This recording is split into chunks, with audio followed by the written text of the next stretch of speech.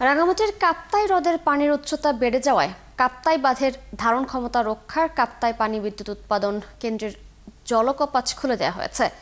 Kaptai পিডিবির manager প্রকৌশল মাহমুদ হাসান জানান, সপ্তাহ জুড়ে বৃষ্টিপাত আর পাহাড়ি ঢলের ফলে কাপ্তাই হ্রদের পানির উচ্চতা বেড়ে সর্বোচ্চ ধারণ ক্ষমতা বা বিপদসীমার কাছে এসে পৌঁছে। সার্বিক পরিস্থিতি বিবেচনায় সোমবার বিকেলে না খুলে মঙ্গলবার সকাল 10টায় জলকপাটগুলো খোলা হবে বলে জানানো হয়। কিন্তু হ্রদের পানির উচ্চতা ক্রমেই বেড়ে যাওয়ায় সোমবার দিবাগত রাত 12টা 5 মিনিটে হ্রদের বাঁধের 16টি গেট 6 ইঞ্চি করে খুলে 5000 কিউসেক পানি ছাড়া শুরু হয়। বর্তমানে কাপ্তাই হ্রদের পানির লেভেল 108 মিনস সি লেভেল রয়েছে। হ্রদের পানির ধারণ ক্ষমতা 109 এমএসএল হলেও বাঁধের বয়সের কারণে 107-এর বেশি হলে এটিকে বিপদসীমা ধরা হয়। তিস্তার বর্তমান পরিস্থিতি জানাতে আমাদের সাথে যুক্ত হচ্ছেন সহকর্মী মিলন পাটোয়ারি। মিলন, বন্যা কবলিতদের ভোগান্তির খবর একটু জানাবেন এবং তাদের জন্য প্রশাসনের পক্ষ থেকে কি কোনো ধরনের সহায়তা করা হচ্ছে কিনা সে বিষয়ে কোনো তথ্য পেয়েছেন কিনা আপনি?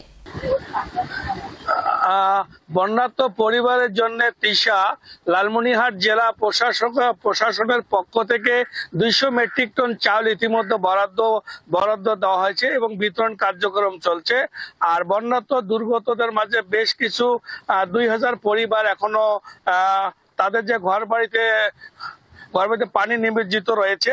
এছাড়াও যদি আজকে সকাল 9টায় তিস্তা ব্যারেজের কথা বলি, বিপদ সীমার 20 সেন্টিমিটার নিচ দিয়ে পানি প্রবাহিত হচ্ছে তিস্তা ব্যারেজের, এবং সকাল 6টায় ছিল 21 সেন্টিমিটার নিচ দিয়ে, অর্থাৎ তিন ঘন্টার ব্যবধানে 1 সেন্টিমিটার পানি বৃদ্ধি পেয়েছে। এছাড়াও কাউনিয়া পয়েন্টে বিপদ সীমার উপর দিয়ে যাচ্ছে তিস্তার পানি। তিস্তার পানি যাওয়ার কারণে কুড়িগ্রামের রাজারহাট এবং লালমনিরহাট জেলার লালমনিরহাট সদরের গোকুন্ডা, চর গোকুন্ডা এবং রাজপুর, তাজপুর সহ বিভিন্ন স্থানে নতুন করে প্লাবিত হওয়ার সম্ভাবনা রয়েছে। এবং যে সমস্ত কৃষকের